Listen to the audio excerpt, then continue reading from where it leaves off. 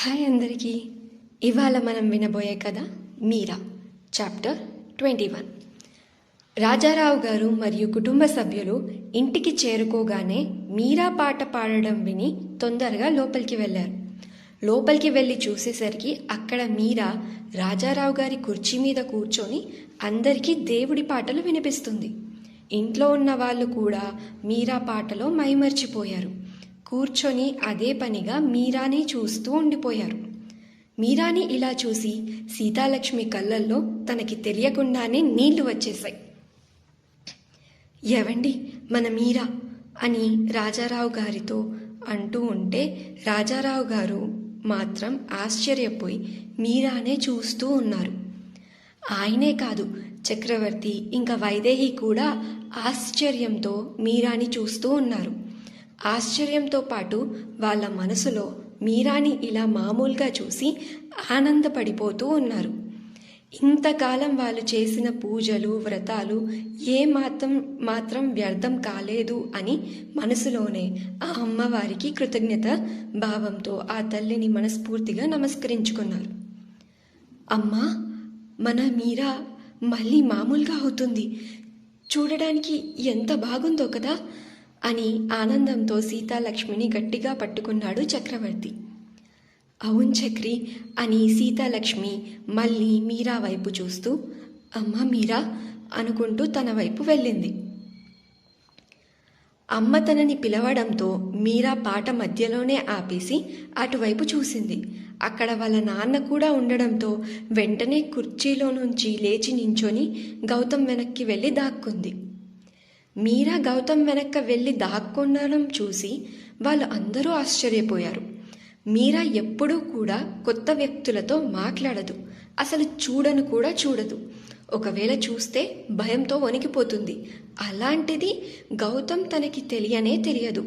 అయినా గౌతమ్ వెనక వెళ్ళి అలా ఎలా నించుందో వాళ్ళకి ఎవ్వరికీ అర్థం కాలేదు. వైదేహి తన మనసులో అదేంటి, నిన్న రాత్రి వరకు గౌతమ్ని ఇంట్లో నుంచి పంపించేమంది, ఇప్పుడు గౌతమ్ వెనక్కి వెళ్ళి దాక్కుంటుంది, అసలు ఇక్కడ ఏం జరుగుంటుంది అని గౌతమ్ని ప్రశ్నిస్తున్నట్టు చూసింది. ఆ చూపు గౌతమ్కి బాగా అర్థమైంది. తను వైదేహిని చూసి వాళ్ళ బావని కూడా చూసి ఆ తర్వాత అక్కన్న రాజన్న వైపు తన తల తిప్పాడు. మీరా పాట విని ఆశ్చర్యంలో రాజారావు గారికి అసలు ఇంట్లో ఎవరున్నారో కూడా తెలియలేదు. మీరానే చూస్తూ ఉన్న రాజారావు గారు అసలు ఏం జరుగుతుంది అని గౌతమ్ వైపు చూశాడు. కానీ గౌతమ్ వేరే వైపు చూస్తూ ఉన్నాడు అని గమనించి అటువైపు చూసేసరికి అక్కడున్న రాజన్న అక్కన్నలని చూసి రాజారావు గారికి చాలా కోపం వచ్చింది. మీరేంట్రా ఇక్కడ అని వారిద్దరినీ చూస్తూ రాజారావు గారు గట్టిగా అరిచారు. చాలా గంభీరంగా మారింది రాజారావు గారి గొంతు. మీరా కూడా భయపడిపోయి గౌతమ్ వైపు 2 అడుగులు వేసింది. రఘు ముందుకు వచ్చి, అయ్యా, వీళ్ళు దొంగతనం చేయడానికి వచ్చారు, మీ గదిలో ఉన్న ఇనుప పెట్టెను దొంగలించడానికి వచ్చారు. దొంగతనమా, మీరు మారరా అని చక్రవర్తి కోపంగా ముందుకు వచ్చాడు. ఆగు చక్రి, వీళ్ళని ఇక్కడ కాదు ఊరందరి మధ్యలో ప్రశ్నించాలి. వీళ్ళకి శిక్ష కూడా ఊరందరి వాళ్ళ ముందే పడాలి.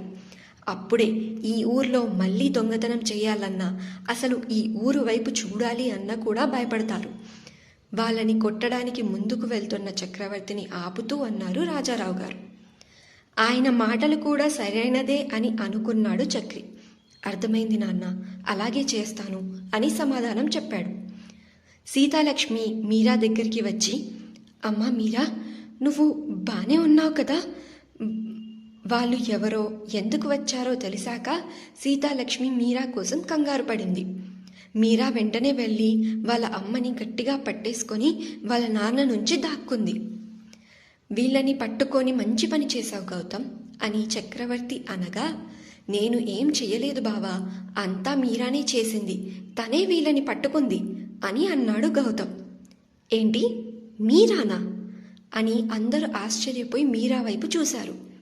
అవునత్తయ్య, మీరానే, కావాలంటే తననే అడగండి అని అన్నాడు గౌతమ్. నేనేం చెయ్యలేదమ్మా, వీళ్ళని తోసేశాను అంతే అని కంగారు పడుతూ చెప్పింది మీరా.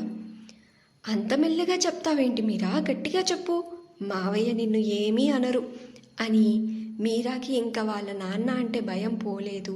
తను భయపడుతూనే వాళ్ళ అమ్మ వైపు చూసింది. ఇది గమనించి అన్నాడు గౌతమ్. వైదేహి గౌతమ్తో, ఇదంతా ఏంటి గౌతమ్, అసలు ఇక్కడ ఏం జరిగింది, సరిగ్గా చెప్పు అని అంది. అదేం లేదక్కా, నేను పడుకున్నానా, మీరా గట్టిగా అడవడం మొదలుపెట్టింది. ఏంటి అని చూడ్డానికి వస్తే మీరా ఏడ్చుకుంటూ అదిగో ఆ పూజ గదిలో కూర్చుంది. ఎవరో ఉన్నారని, తన రూంలో ఎవరో వచ్చి తనని తీసుకెళ్ళిపోతారు అని చెప్పింది. ముందు పట్టించుకోలేదు, కానీ మామయ్య గదిలో నుంచి అదే పనిగా ఏదో శబ్దాలు రావడంతో మీరా చెప్పింది నిజమే అని మీరాని తీసుకొని వెళ్ళాం. అప్పుడు అదిగో వాళ్ళిద్దరూ ఇనప పెట్టెను దొంగలిస్తున్నారు. వాళ్ళు కత్తి తీసి మమ్మల్ని భయపెట్టడానికి ప్రయత్నించారు. మేము వెళ్ళిపోమని కూడా చెప్పాం, కానీ వెళ్ళిపోతూ ఉంటే మీరానే వెనక నుంచి వాళ్ళని తోసేసి కింద పడేసింది అని జరిగింది అంతా చెప్పాడు గౌతమ్. వైదేహి మీరాని చూసి, మీరా ఇదంతా నువ్వే చేశావా అని అడిగింది. రఘు ముందుకొచ్చి, అవునమ్మా, మీరా అమ్మ ఎంత ధైర్యంగా వీళ్ళిద్దరిని పట్టుకుందో మీరు చూడలేదు, చూసుంటే అసలు ఇలా మాట్లాడేవారే కాదు అని అన్నాడు. మరి తర్వాత ఏం జరగబోతుంది త్వరలో తెలుసుకుందాం నెక్స్ట్ పార్ట్లో. అప్పటి వరకు వింటూ ఉండండి ఈ కథ మీరా, ఇంకెక్కడో కాదు, అనామిక స్టోరీ వరల్డ్. మీ అనామిక.